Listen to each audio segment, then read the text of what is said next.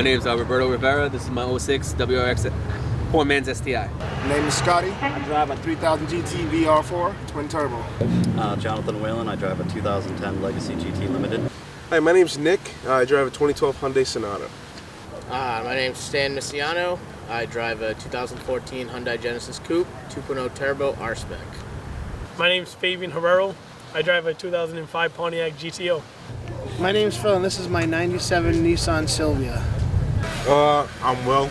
I drive a 04 Acura TSX. I'm Carmen, and I drive a Ford Focus ST.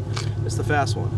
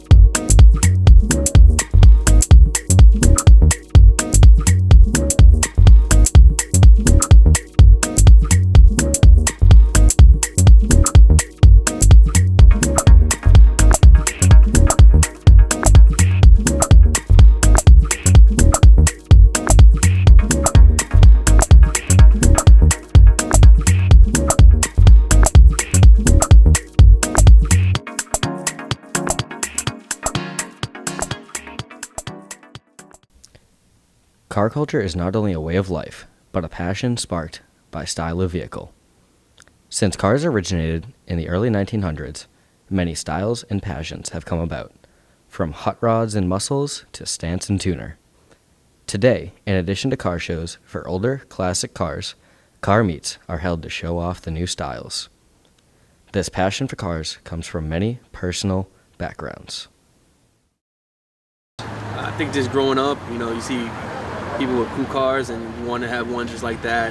I'm a little bit older, but when you first Fast and the Furious came out, everybody had cars and wanted to customize them. Actually, probably going back to when I was younger too. I mean, kids like robots and Transformers, so that was kind of like a passion that started off with cars, and this is pretty much my Transformer right here. My passion for cars came from, honestly, probably my dad. Ever since I was young, he had a garage up in Quincy, so I've always been around cars, and I've always wanted to be that person that has the car that everyone stops to look at. I'm a Fast and the Furious baby. Many clubs and groups have built many friendships. Social media has taken over the car community as well. It's built many friendships, countless. I think I know more people that are in the car scene than anywhere else in life. Absolutely. I mean, half the people I know out here, especially car meets and everything, I never knew before, and through social media. You find people that you like, Lowell Subarus, was a crew I met, Mass Subaru, Mass Tuning, everything. You just meet new people everywhere. Oh, absolutely. A lot of my friends are honestly, they're from just going to car meets and literally just seeing them over and over again at certain meets or certain locations, and just walk up to them and say hi, or just simply walking up to someone's car and saying, hey, what's up? You could build a friendship for life. Built a lot of friendships, yes, and then I made a lot of friends hanging out. I used to hang out at KFC on 44, where all the street racers used to hang out in high school. I used to go there. All the kids in high school, they would be out partying and drinking and doing drugs and this and that and da-da-da. And I had, at that time, I was 17 years old, I had a 97 Lincoln Town Car with 20s with a set of straight pipe dual exhausts and a 50 shot of nitrous. And I used to be hanging out down there watching the street races and all that stuff, and made a lot of friends that way. Lost a couple of friends through car accidents and stuff like that. But yeah, like today, I met a bunch of new people. It's awesome.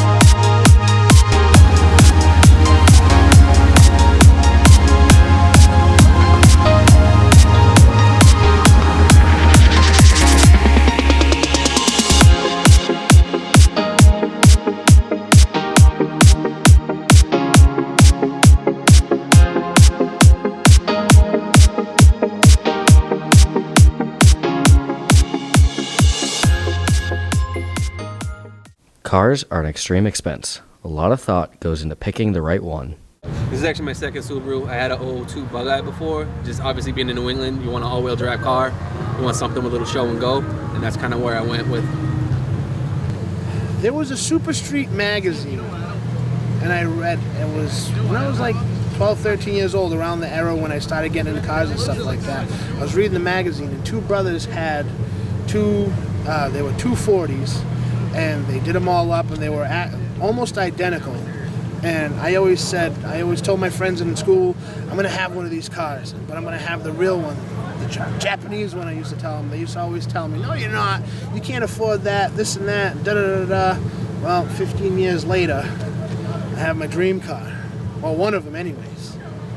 Cars today play a huge part in people's lifestyles. Oh, for sure, yeah. I mean, right now it looks like pretty normal. It's pretty stock. The only thing that's different is like performance stuff. So it's got, it's got like a tune, and then that's pretty much it. Some stickers, some basic stuff. But it's pretty fun, yeah, absolutely. It's an extension of your personality. That's how I see it. That's how you design your car. Absolutely, because it's basically like an extension of your personality. So, people who like different things, you kind of want to have something customized to your liking. Very much so, yeah. I see and it's a lifestyle with lifestyles within itself. You have various different types of lifestyles that come out of this lifestyle. You have racing, autocross, drifting, drag racing, time attack, time trial racing, ice racing. I just learned about this year where they actually race on ice with studded tires, and it's awesome. Then now you have the stance lifestyle that is a new up and comer. You have the lifestyle, the show lifestyle where crazy body kits, sound systems galore. It goes all over the place. When I first started growing up and getting into the car scene, you'd go to a car meet and they're all body kits, 17-inch rims that you tuck tire, and you had this much gap between the fender well and stuff like that. Now you see, and as I was growing up, then you saw they got out of the body kit lifestyle, and it's being everything about the car being clean, the car's immaculate, just showroom quality with a nice set of wheels. And then you met the guys who do the stance now that have Honda Civics and Hyundai Sonatas and Acuras and this and that with 12-inch wide tires, 12-inch wide wheels with a tire that belongs on a 6-inch wide wheel, and it's nuts. And they're on the ground, and I guess dodging potholes and manhole covers is their game. But it's awesome. It's awesome to see. Of all the different styles of vehicles, experiences at young ages have had a major effect on the personal style and design of a car. As I grew up, I watched a lot of Fast and the Furious, and I want to design my car in a certain way. And as I was on the internet, I seen certain designs, and I just pieced together how I want my car. Just a mix between performance and show. I like to sit in the parking lot and show it off, and I've done a lot of work to it, but I also like to track it, but I don't want to beat it up every day. It's my daily driver. So I'm trying to find balance between having too much horsepower and not enough fun. When I first got into cars, when I first bought this car, it was all track performance. That's all I wanted to do with it. And then the more I started learning about Japanese car culture, their stance, their style, why they did it, the methods they did it, the reasons they did it, then that's when stance kind of just took over for me. And it's been stance ever since.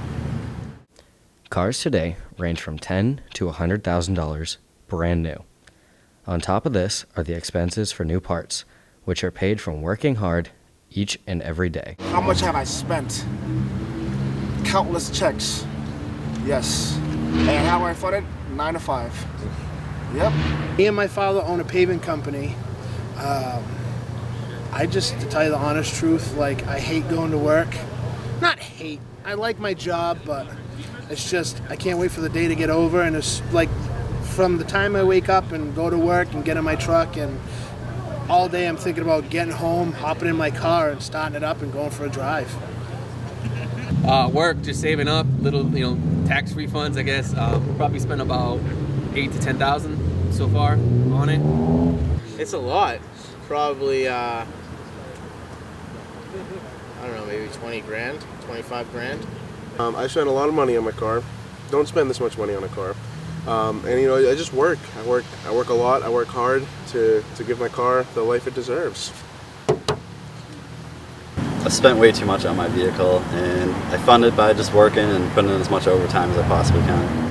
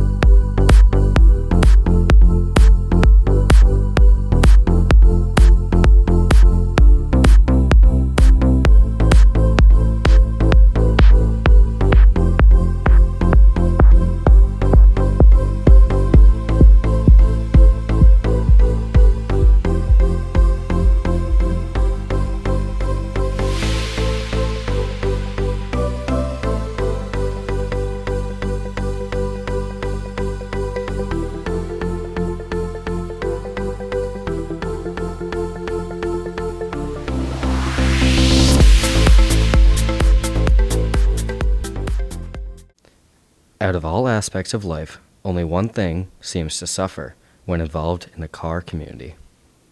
It's not work. I mean, everybody, obviously it's a hit in your wallet, but it's all about, passion, and everybody has a hobby. You might as well put it to something positive.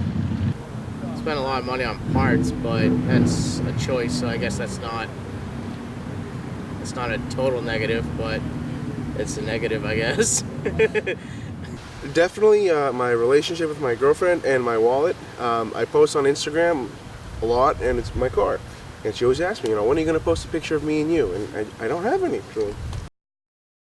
Working on cars is a great way to have fun with friends.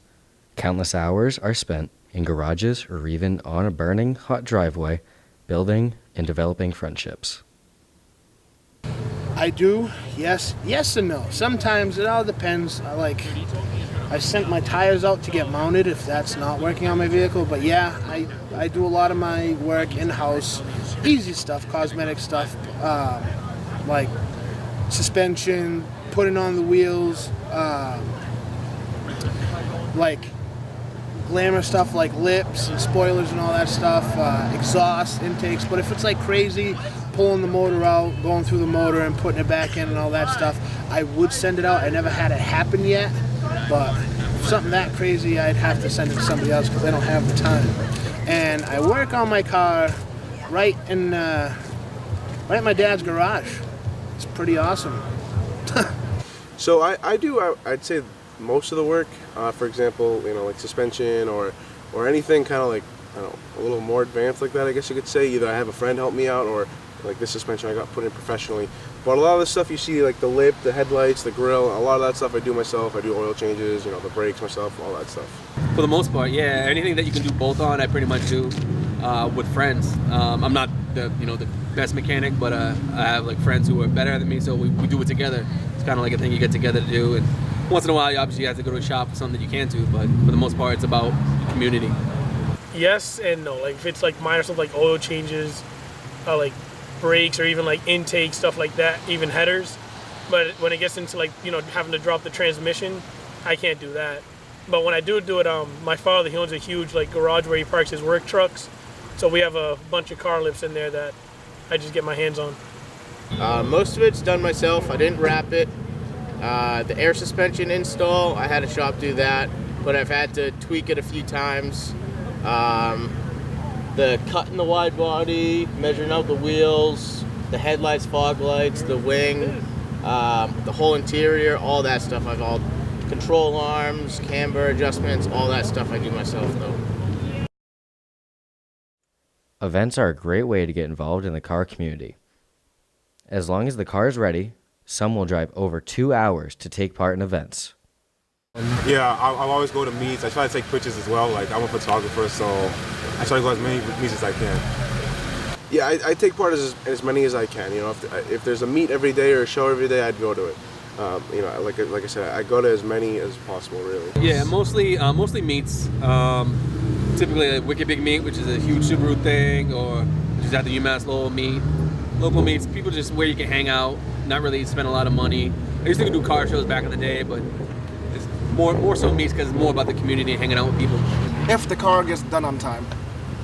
If it's junk, I can't do nothing about it. Yep, we're at a meet right now, and I try and hit at least a couple meets a week, and especially when the weather starts getting nicer, there'll be a lot more. And a lot of people go out, and I like to meet new people and check out their cars and see everyone else's builds. Yeah, meets probably happen once a week once the summer gets going, and then big car shows every other weekend, once or twice a month, something like that. Everyone has a dream car, and if anyone were to have theirs, they would most likely be involved in the car community. My dream car is an R34 GTR, Nissan Skyline. That's like my number one dream car, and I think one day I'll keep my Sylvia because this is my first imported right-hand drive car. Legit JDM, guys. I wouldn't go any other way. I've GTR all the way, Nissan Sylvia S14 all the way. Hey. Nissan GTR R34. It's got to be a Nismo. My dream car would be the Lexus LFA, but like I said, that's a dream car. That's too expensive. It's hard to say. I would say like something exotic, but I know I'd never afford one. Honestly, I found the car that I love, and I don't see ever getting rid of it either. So I want a Lamborghini Gallardo bagged and cambered out more than anything, and that would be a dream car. Although styles may change, the passion for cars never truly goes away. Absolutely, dude. I'm gonna die with it for sure. Definitely, because I mean, I'm in my 30s right now, and I've been into cars since I was like 16. So, I mean, I'm a little bit older than a lot of the people with the cars, you know, in the car scene right now. But it's not gonna fade. It's just you know, evolve into a different type of car probably. In 10 years, I'm going to be 31. I see myself in an SUV, probably on airbag suspension with nice wheels, and, you know, picking up the kids from school, just air it out.